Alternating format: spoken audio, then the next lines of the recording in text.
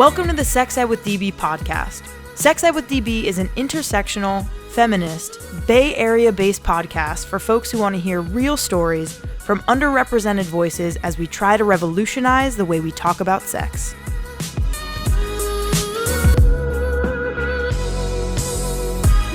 Just talk about sex every single day. I used to hump the shit out of everything. I think everybody does. I'm like, if you'd like me to start procreating, tough shit, because I'm not gonna. You can't have education, you can't have contraception, but you can't have an abortion. We're still on the shit end of the stick for a lot of medical intervention that would make our bodies function better. And now it's all queer and all messy and all bodies and really great and fantastic. Everyone gets a vibrator! I'm DB, aka Danielle Bezalel, and I'll be your host. In today's episode, we'll be discussing sex workers' experiences and the impacts of SESTA FOSTA, the Stop Enabling Sex Traffickers Act, and the Fighting Online Sex Trafficking Act. Spoiler alert, these bills are not helpful to sex workers who are engaging in consensual sex work. Our guests today are Andre Shakti and Mia Little. Mia Little is an adult film performer and sex worker, leading sex education workshops at universities and online. Andre Shakti is a journalist, educator, performer, activist, and proud sex worker living in the SF Bay Area. San Francisco Pole and Dance is not just a pole dance studio. It's a feminist utopia and a space to celebrate feminist empowerment. Located at 8th and Folsom in San Francisco's Soma District, San Francisco Pole and Dance offers over 45 classes a week in pole dancing, aerial silks, aerial lyra, gymnastics, handstands, and flexibility training. Here, you'll get the best in pole dance training along with the support of a community filled with bad bitches. Go to www.sfpoleanddance.com to sign up for a class. Use promo code SEXEDWITHDB to get 20% off your first purchase. Now, here I am with Mia. Mia, welcome to the podcast. How's it going for you today? It's going great. Thank you, Danielle, for having me. Yes, super stoked to hear your voice and hear all about who you are and what you do. So if you could start by saying your name and a little bit about your background. Yeah, for sure. So I'm Mia Little, she, her, hers, they, them pronouns. I am a genderqueer individual. I'm originally from New York. I live in sunny California now, which I'm ever so grateful for.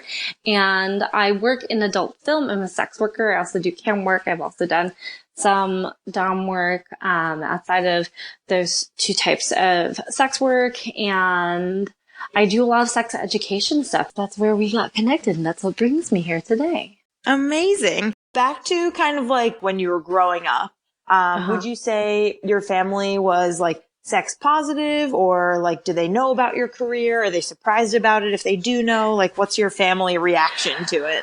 Oh, they reacted very poorly, but I kind of expected that. So my upbringing is, like, I'm a first generation Filipinx woman or like individual, and my parents are from the Philippines. They're very conservative religiously and culturally, and it was a very sex negative upbringing. And so I remember when I like bolstered up the courage to ask my mom for birth control. Like I cornered her at a Sears where it was like very public, so she couldn't make a scene. I was like, oh, I'm horrible, but I really need this birth control. And in my head at the time, that was like the only way I could have this conversation with my parent without having it shut down immediately, which it could have easily been at home. Right. It was really sex negative. I had an older brother, and just from my view, it felt as if his socialization was less restricted than mine because I was the younger daughter in their eyes in the family.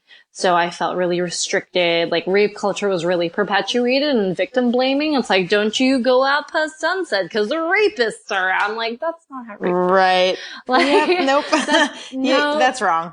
That doesn't make sense. And also like, it's not about like putting the blame on the victim. I'm not inviting anyone by wearing the clothes that I'm wearing or talking about the things I'm talking about. Like I knew that very young. And when I got into adult film, I knew that, cause it's never like, people won't not know. Like it will get out. Being an adult film is like a very public form of sex work. it's all over the internet. And if they have access to the internet, or if they know someone who has access to the internet, it can easily get out that someone's an adult film. And so I decided, like, I'd rather have it come from me than they find out from a random individual. And like, it was never gonna go well. And it went quite poorly, and it became very much like, we need to save you, come back. I'm like, no, I'm fine. I'm really happy with my life. Yeah, that makes total sense. And I'm sure, there are a lot of people who grew up in very similar households of just kind of like, not only did we not talk about sex, but like if we did, it was negative. And like if you were to, engage in any sort of sexual relations, even as an adult, like we don't want to hear about it. We don't want to talk about it. Like it's private, there. It's very human. Yeah, but you gotta hide it, Exactly. It's shameful. It's a secret when for me, I'm just like, it's not a secret. Like put it all out there. Like literally. Right. It's like I'm creating content of this sort of stuff for people to then use. So it definitely is very difficult for my family, I think.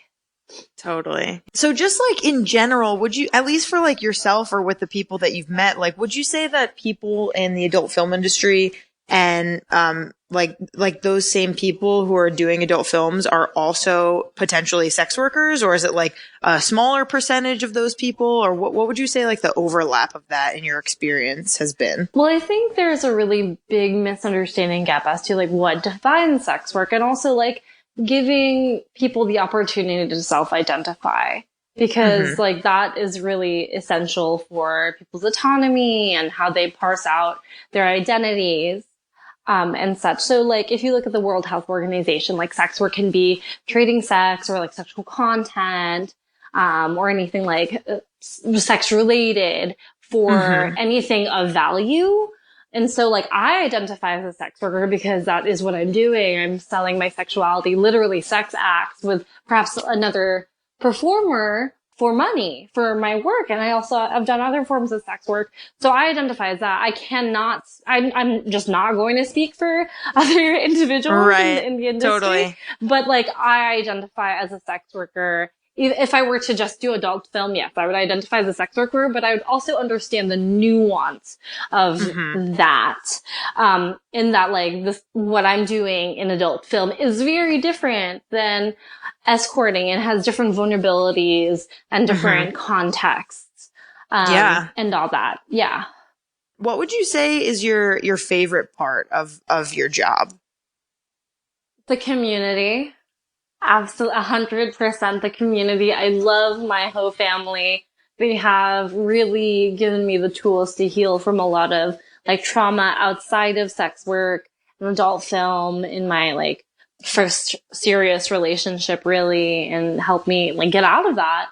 And they've taught me how to have like secure, healthy relationships. They gave me like language to talk about like consent and navigating that and understanding that. And also like my community really held me in my growth as like a feminist, as someone who's political, as someone who does advocacy work, and wanting to give back to the community. It's because of the Ho fam, like these amazing people who have come before me, have taught me so much about not only being an adult film performer and a sex worker, but just about being like a good, supportive human being that gives back to their community and advocates for change and like pursues that change.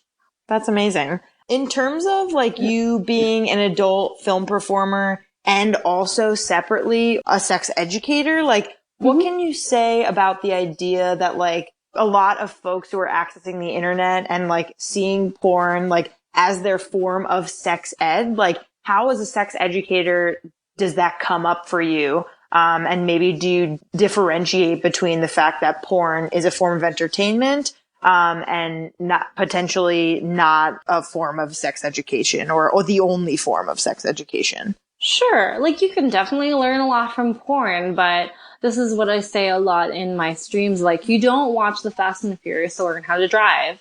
Why would you do that? That is a great analogy. why would you do that? Like, that's very unrealistic. These are professionals. It looks really fun, doesn't it? It looks really exciting and gets your blood rushing, doesn't it? But the same thing with porn, you know, like what we're doing in content creation and pornography is like really athletic feats. It's to hit certain beats, to create someone's vision, like say the director's or the writer's vision of like what sex is in that portrayal, in that fantasy that we're selling. That does not necessarily break down the nuances of like communication leading up to the act.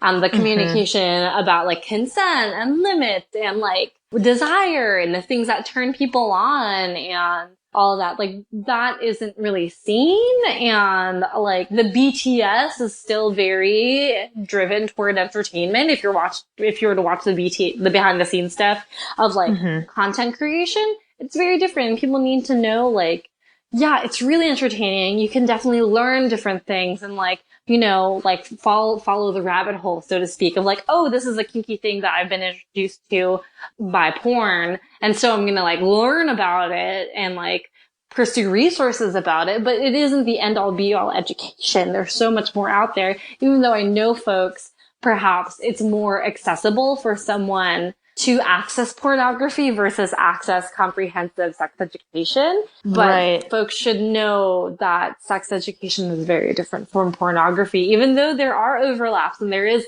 educational pornography, you can't have this like blanket approach to pornography. And can you talk a little bit more about that conversation? Because like you said, like the behind the scenes stuff like isn't seen. Like obviously folks who are in scenes in pornography are talking about what they're going to do beforehand. They're talking about, like you said, consent and limits. Can you like walk us through one day of like shooting a scene and like what those conversations with everyone on set looks like and sounds like? Well, it's different from every single set because again, there's so many different types of adult film creation because sometimes you literally have like a mom and pop shooting content for their clip store. And then sometimes you have this like huge production of like camera people, light people, sound people, directors, writers, like the whole shebang. And then you have like lots of different types of, content creation in between. But I'll walk you through like a, like BDSM shoot because I have one like coming up in a couple days with, kink.com.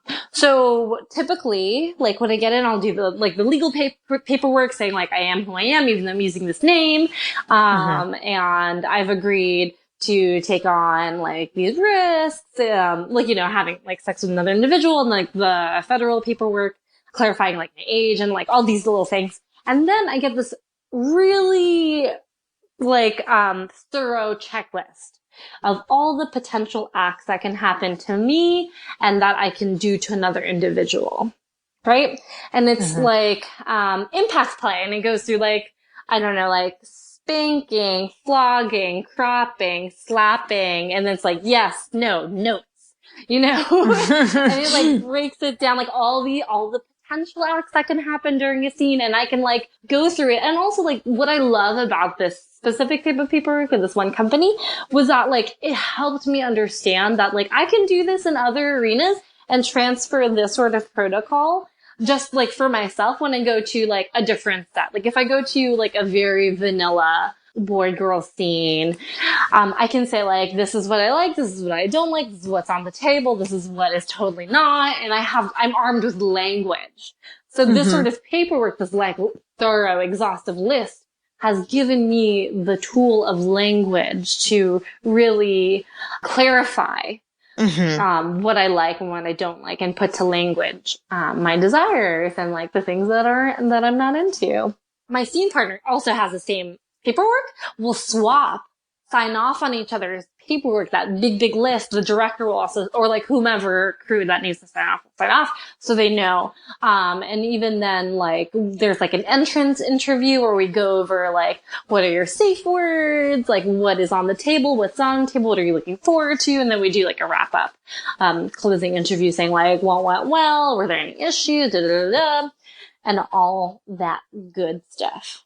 Yeah. And that's like a somewhat typical day shooting like kinky porn for that one company. But again, like I've had experiences where it's just like I have to do the due diligence of communicating like what my yeses and my nos are to another individual. And like, I had to learn this. I didn't always have these tools of like vocabulary and clarity, when I first started out, because like, it's kind of like the Wild West when you first get in. Like, you have to really pursue resources to learn, and just learn experientially. Switching gears, because there's a lot more questions I have for you. Yes. But another misconception I feel like there is that like people who do adult films like aren't, you know, getting checked, or like their STI status is questionable. And I think that that's like definitely a myth that we need to debunk.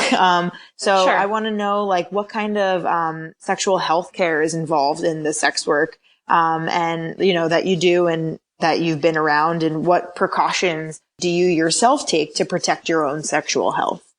In adult film, specifically in California, we have like a 2-week testing protocol. So you go and get tested at a very specific clinics or like labs. So we have talent testing and also cutting edge testing, and your information can be uploaded to like the PASS database. It's hosted by the FSC, the Free Speech Coalition, and there you can your status will be uploaded, and also you get like tests back, and we pay out of pocket for our tests because these tests are like perhaps like the most stringent, because like beyond, like if you look at the CDC standards, our testing protocols are way more stringent than the CDC recommendations.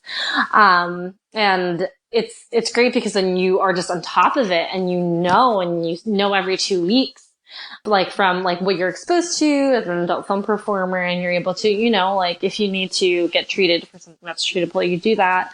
And I really like having that knowledge, and also being able to like look at other people's tests and know that they got tested at the same lab and see how old their test is. Like, I'm able to have all that information. Whereas like I've definitely dated civilians who don't know shit about their status. You know, Right. They think it's enough to test once a year. I'm like, that, like, how sexually active are you, dude?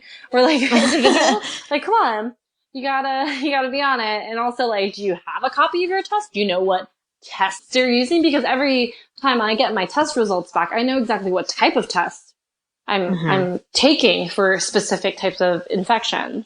And what about like the certain tests? So like, for example, like herpes, right? So like you can't really test for herpes unless you have like a herpes sore. So like, what about tests like that? I got this as like off of like WebMD and other sources. So globally, 3.7 billion people under the age 50 have HSV1, which is cold sores, like oral herpes, essentially, like kind of cold sores. I have Just HSV1. like literally 50. I also have it, and people like so many people have it. You know, there's a lot of stigma, and it lies like dormant in your nerve cells, and globally, 417 million people under the age of 50 have HSV2. That's 11% of the population have what is considered genital herpes. But the thing about HSV1 and HSV2 is that they can both present in both places, you know? So there's a lot. And so there's a lot of like stigma around that, and it's very difficult to test for that.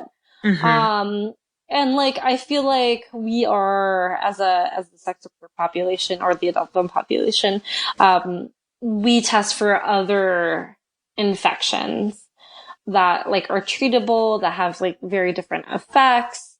For instance, if we're talking about, not to put STIs in different hierarchies, but me as an individual, I'd be more concerned with having like syphilis that goes untreated than having cold sores that I already have, because syphilis, if it can like get into your brain, can cause a lot of damage and really change how you live your life, versus like if I were to have like a cold sore on my face in a couple of days, it'll go away. I'll feel really uncomfortable, feel a little icky about myself. And this is just my experience, but they're different infections. I'm looking at that. I got diagnosed with herpes 1 like 3 years ago. And I just kept getting like the same kind of cold sore, like on the roof of my mouth. And I was just like, God, this fucking sucks. And like, I hate it. And there's so much like weird stigma around it. And then I looked it up and I was like, oh, wait a minute. Like 1 out of every 2 people have this. Like, first of all, like that's nuts that we're not just like normalizing that. It's like literally probably more common than like whatever, how many people have gotten strep throat or something like that. And like I take medicine every day. It's called a cyclovir and it's an antiviral medication. And like, you know, if I take it every day, it like prevents me from getting any sort of cold sore. And like, it's just like a normal thing. It's a normal part of my routine.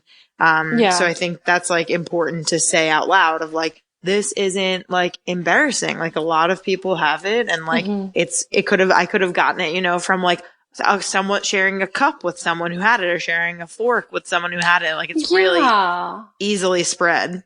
For sure. Or just like think of how many babies are kissed by their grandparents. Yes. The parents who get cold sores maybe once in a blue moon. You know, that's transmission there. And so we have to really like talk about destigmatizing that because I think the thing with genital herpes, HSV too, is that it's associated with sex and the language around sex and like how sex is held in the cultural consciousness. Like we're pretty self-negative here in the States. We can say that. I think confidently. I agree. And so, and even like how we talk about our status, like dirty, clean, like those are problematic dichotomies that reinforce stigma and sex negativity. Yeah, definitely. Language totally matters. My final question for you would be like, what's one thing you would want to leave our listeners with before you go regarding sex work and the porn industry? We all have a lot to unlearn, and it takes work to do that.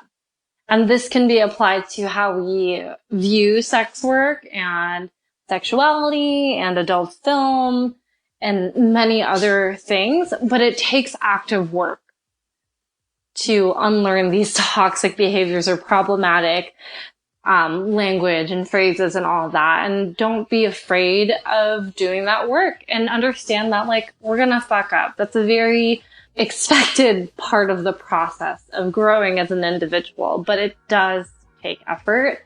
So I hope y'all listening take the initiative to put in that work to be a better ally and just like be better for yourselves.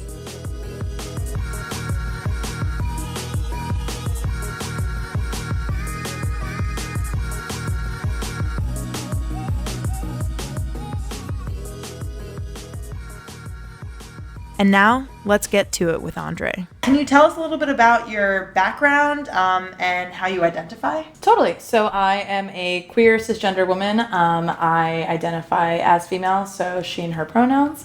I am originally from the East Coast. I'm a Jersey girl. Came through Baltimore City, which is where I started getting experience in public health, doing a lot of HIV harm reduction risk assessment education.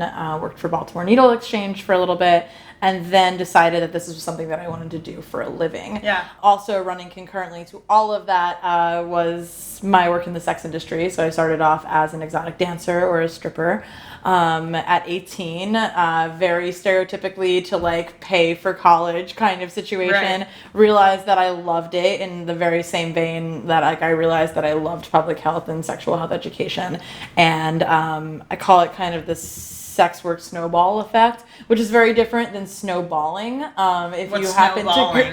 to, you'll have to Google that later. I can't tell you that. Consider that your continuing education after this. But the sex worker snowball effect kind of refers to once you get in the industry, you kind of like feel like, okay, like I think I belong here. I think I want to explore more areas of it. It's just the act of like coming in contact with so many diverse people through the sex industry, and by doing that you get offered like all these different opportunities and you start to kind of experiment in different like genres of the industry. So I've worked as a fetish model, as a live webcam performer, as a professional submissive and dominant. I've worked in porn for 6 years now. I've done like burlesque and go-go dancing and fully nude stripping in New Orleans and like all kinds of crazy stuff. And now I'm like tempered down a little bit because I've been in the industry for like 11 years, which even though I'm not 30 yet, makes me like a grandma hoe.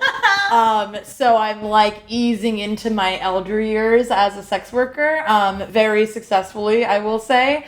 And obviously still doing sexual health education, still doing pleasure education, still doing consent and trauma-informed education, and just loving every minute of it. So you've described yourself as a professional slut. How would you define that? What does that mean to you? Sure. So slut is a reclaimed word, very much like the N-word in African-American communities and the word queer in LGBT communities, word that was once and still is, thanks 2018, used as a derogatory slur, not exclusively towards, but predominantly towards folks who are socialized female and or present as female in terms of their sexual agency. And it is used specifically as a slur to shame them for wanting to have sexual autonomy, wanting to have sexual agency, wanting to experience sexual desire and pursue that sexual desire on their own terms. And I think the scariest thing to the white men in power right now in our government is a woman who knows how much she's worth and who is willing to go out there and demand it. And so I don't feel as though slut is a term reserved for folks who are in the sex industry, which is why I specify as professional slut, because I do get paid to be slutty, but you don't have to be a sex worker to be a slut. You can proclaim yourself to be a slut being any gender identity, sexual orientation, age, ability, profession, etc., if that title suits you. Yeah. You know, there's been a lot of, within the intersectional feminist movement we've been seeing since the election in 2016, there's been a lot of anti-street harassment education that's been like coming forward. Slut Walk has been a pretty prominent event for a number of years now, headed by Amber Rose. So I'm proud to be a slut. Yeah. And I'm proud to be an intellectual slut, and I'm proud to be a social justice oriented slut.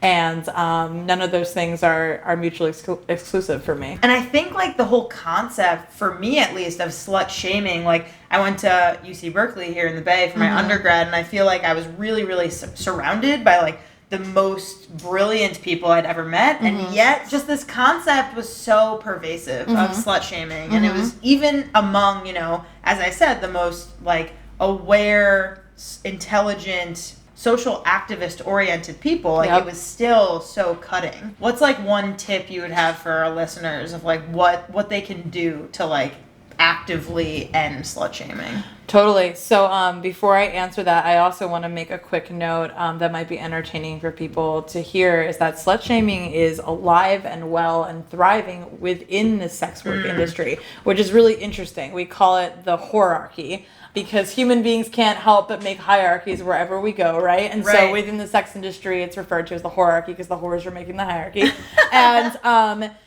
And it's really remarkable how people, you know, due to socialization and internalized, you know, shame and internalized stigma and feeling like folks can't elevate themselves without putting somebody underneath them.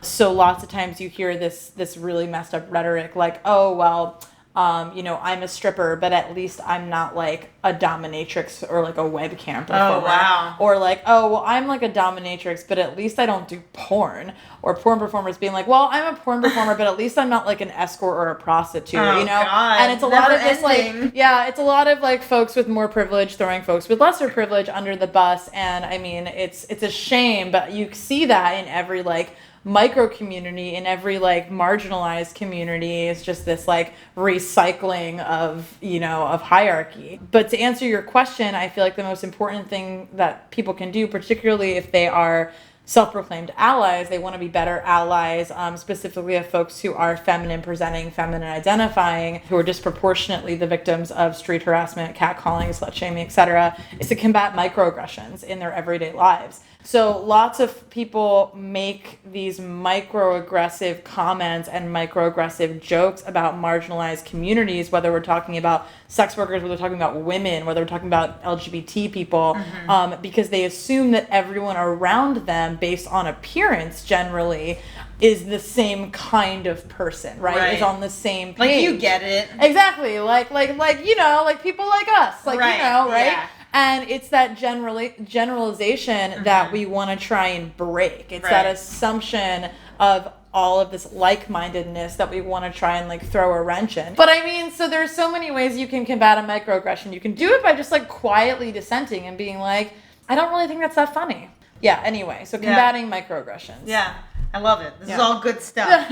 But so you said that you started exotic dancing. That like got you started, but then like how did you first start doing sex work? Like what was that experience like after doing stripping? So sex work is actually defined as the act of either selling overtly sexual services or selling the fantasy of sex. Okay. So strippers are sex workers. Gotcha. Lots of times people hear the word sex worker and they immediately think prostitute or escort. Mm-hmm. And while they make up a large percentage, we call them full service workers. Mm. While they make up a large percentage of the sex industry, there are so many other facets of the sex industry that like thousands and thousands and thousands of people are working in that aren't full service work but are still 100% sex work. Gotcha. So sex work could be, and it's a self-definition. Some people who do sex work, particularly survival sex workers, folks who would not otherwise be doing sex work if they didn't need like food on the table, a roof over their head, money to feed a drug habit, money to take care of kids, etc.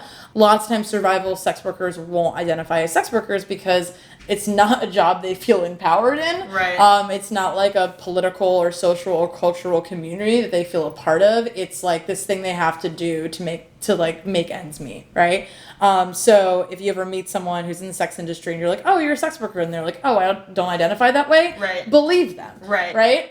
But people can identify as sex workers again, as strippers, as webcam performers, as like massage parlor, like handy job people, as as fetish models, as porn performers, Gotcha. et cetera, et cetera, et cetera. Okay. So yeah, when I got into stripping, it was not from a survival place. I definitely got into it very intentionally. I did a lot of research, like what club I wanted to audition at. I went to a lot of strip clubs, poor me, and talked to a lot of dancers and tipped them all very well for their time. But yeah, so I was 18 and like I like saw ads I went to college in Baltimore City. And I remember seeing this ad in this city paper for this club called the Crazy Russian. Everything I'm about to tell you is true, by the way, so just hang on. So the Crazy Russian was unfortunately it went under like 2.5 years ago. I'm actually in the process of trying to buy it back. Oh, right. It's a thing that I'm doing because I think that it would be like the ultimate like fairy tale ending if like the stripper bought the strip club where she first started dancing. Yes. But it was off of this like desolate highway called Pulaski Highway in between like motels and liquor stores, and it was run by a crazy Russian couple named Vladimir and Valeria.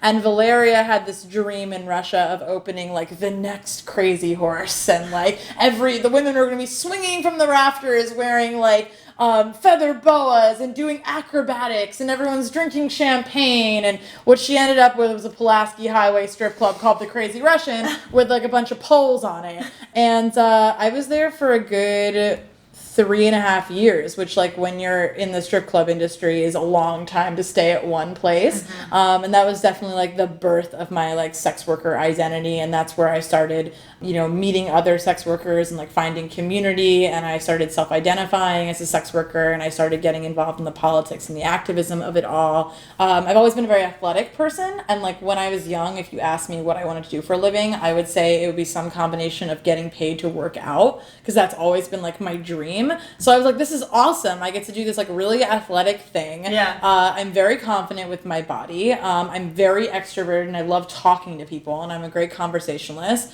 I love alcohol.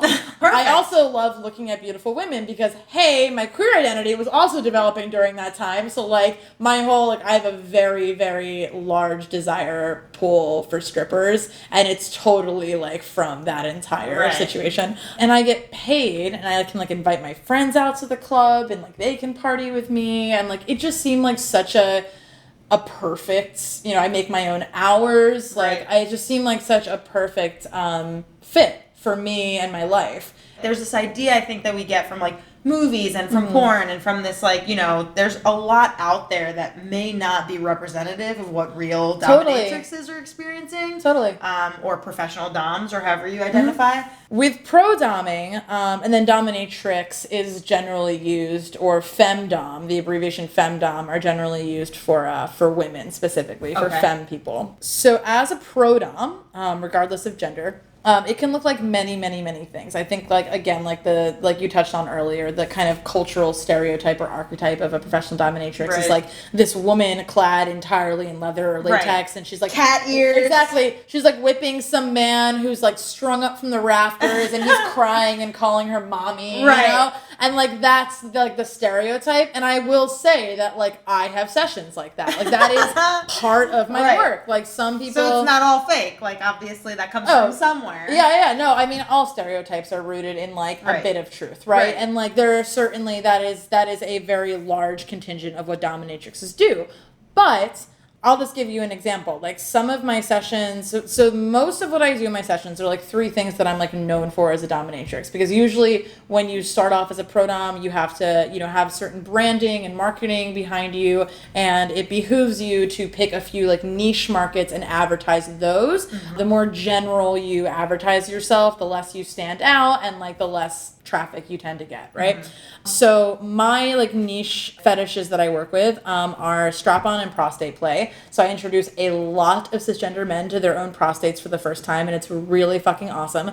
I also do Brazilian Jiu-Jitsu, and I operate heavily in a genre of domination called fetish wrestling, which literally means that like I choke out men for money, and it's also really amazing, very cathartic, particularly in our current political times.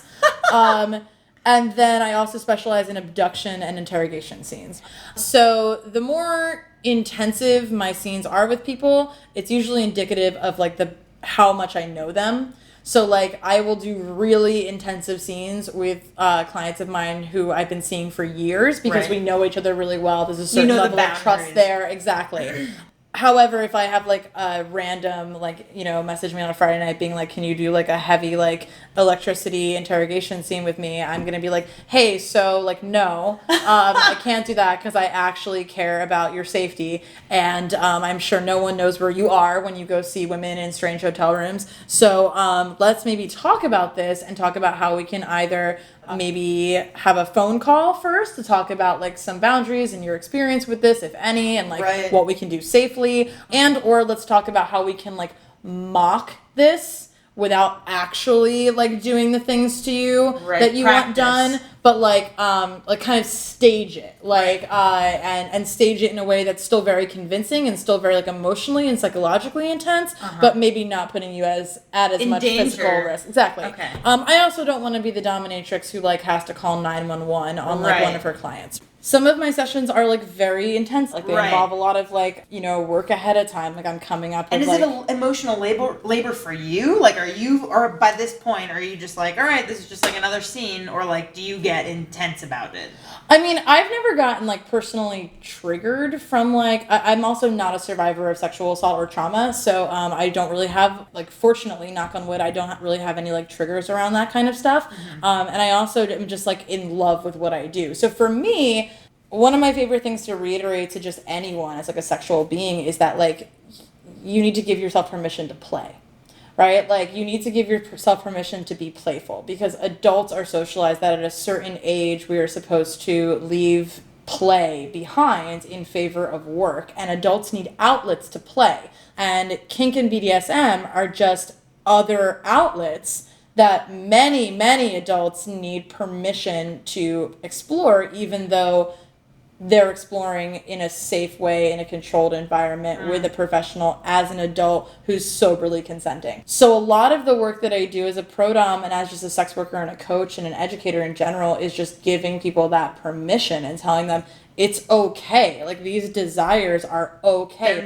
They're normal. Me especially, like before these interviews, like I, in my mind, had this really narrow idea of, like, what sex work was, and now, like, I'm totally understanding about how open it is, but I think, like, there's so little access to information to full-service sex work because it's illegal and because of all of these things, and, like, it's obviously still happening, and whether or not... It's the oldest profession. Right, and, like, how do they keep because they can't go right out and say that they do full service sex work to their employers, to the internet, to people around them who aren't in their private circle. So what do those people do in order to get their clients, in order to continue their profession if they're doing it because they want to? Can we get into a SESTA-FOSTA conversation right now? Yes. It's super timely. Yes. So for folks who are not aware, there is a bill that just recently passed the Senate called, the abbreviation is SESTA-FOSTA, SESTA-FOSTA. And basically what it does is it conflates in writing consensual adult sex work with non-consensual, often underage sex trafficking. Signed into law in April 2018, SESTA-FOSTA is a law that claims to fight sex trafficking by holding internet service providers liable for user-generated content that are seen as facilitating or supporting sex trafficking. So, what the fuck does that mean? This means that conversations about sex work online are being censored by companies everywhere. The problem with this bill is that it conflates sex trafficking with consensual sex work performed by adults and cuts sex workers off from online platforms that they have used to keep themselves safe. For that reason, the law has drawn sharp criticism from sex workers, civil rights groups, and anti-trafficking organizations alike. And that is already having devastating consequences, not just on sex workers. We have seen Amazon removing a bunch of erotica and sexual health and public health related materials, or burrowing them in the materials they offer but don't allow people to rate so that they don't come up in search engines as often. We are seeing dating websites releasing updated terms of service about what language can be used in one's dating profile. We are seeing Craigslist, famously by this point, they took down their personal ads, which have been around forever. Like Craigslist personal ads. That was like the original online dating. They were the original dating site. PayPal, Venmo, they're all updating their terms of service. So this shit is going down right now. Oh God. It is bad. And because people didn't take the time, it's a combination of folks not taking the time to actually research the difference between sex trafficking and sex work. And these are people running our country. Exactly. Oh, the people running our country know the difference. The people running our country, they are not fucking stupid. They are relying on the American public to drink the Kool-Aid of sex workers are bad, sex workers are victims, sex workers are criminals, sex workers are drug addicts. They're only in this work because they can't do anything else. They need our help. We need to save them. America needs to fly in its big Captain Save-A-Ho cape and save all the sex workers. Save-A-Ho and you can help us. And that's the rhetoric they use. And the people in our country are oh yeah, I want to save those poor sex workers. I'm going to vote yes on this bill. That's not good. No. The past 10 minutes has been obviously really intense, and there are a lot of things that Do you want me to tell you a story? A good one? A quick fun, yes, please. Crazy story. I feel that will help lift us out of maybe a little bit of this depression. And everything is terrible. So I used to work in a domination house, and imagine MTV's Real World, only everyone inside the house are young women who are pro-doms. So we maintain the house, we take appointments, we take walk-ins, we all kind of teach and coach and skill share with one another, and it's a really good place for you to get your dominatrix training wheels. So one day this guy came in, old guy, little tiny speckles for glasses, snow white hair, carrying a bag of Tupperware containers, and he comes in and he's I don't have a preference on who I see in terms of looks. I just want a very specific scene. Turns out he's an entomologist, so he studies insects for a living. Okay. And what he wanted was, are you familiar with the old Snidely Whiplash cartoons? You're pretty young, but it's the guy with the mustache who ties girls to the railroad tracks. Yes, and isn't that in Dudley Do Right? Yes. Yeah, totally. So, oh my gosh, congratulations. I've seen the Brendan Fraser one. I've seen the Brendan Fraser version of Dudley Do Right. Oh, Brendan Fraser. So he comes in and he's like, I want to do a switch scene, which means that he wants to be submissive for part of it, and then he wants to be dominant for the other part. And he's like, I want to do it with 2 women, and I would first like 2 women to tie me down, like Snidely Whiplash style, fully naked, and pour insects all over my body. Live ones? And then I want to switch roles, and one of the girls volunteers to be tied down, like, you know, hands and feet like restrained, all like stretched out naked on their back, and myself and the other woman pour insects over her and like torture her. It's like Fear Factor. Yeah, and everyone in the domination house was like, fuck this shit. And myself and my friend Mona Wales, who went on to become like a brilliantly sadistic, like, defines herself as, if I weren't doing this, I'd probably be a serial killer. Porn performer, dominatrix, porn director in mainstream LA, you know, stuff, which is great. But her and I were like, oh, we're total weirdos. We're going to do this. And he starts unpacking his little bag. What kinds of bugs? So he had giant hissing cockroaches. No! He had giant millipedes. He had mealworms. He had crickets. The hissing cockroaches and the millipedes were like the biggest bugs. And so, yeah, so we're here, like, the hardest part of the scene, honestly, was like, number one, Mona, who like went down, like took one for the team and was like the girl who went down and had the bugs poured on her. She was super ticklish. So she was like, this isn't freaking me out at all, but like, oh my God, like I can't move. So she's like squirming around, freaking out. And the other hardest part was like keeping the bugs contained. So you like pour them, but then you'd be like, oh, that cricket's sneaking off. So then you have to like crawl and like get a cricket from underneath like the bondage bed and then like bring it back out again and like, oh my God. And so yeah, we had this amazing, it was just like so much glee, and this man was so happy because he found someone who would finally do this for him. And at the end of the day, he gave me a giant millipede as like a going away present. I also got paid, but like I like rode it home on my bicycle, and I like set up a little terrarium, and I had that millipede for like 2 years. Oh my God. Yeah. Wow. So like it can just be like domination work as any sex work can be just as performative as it is therapeutic, as it is fun, as it is cathartic, as it is just like completely silly and playful, and like that's why I love it.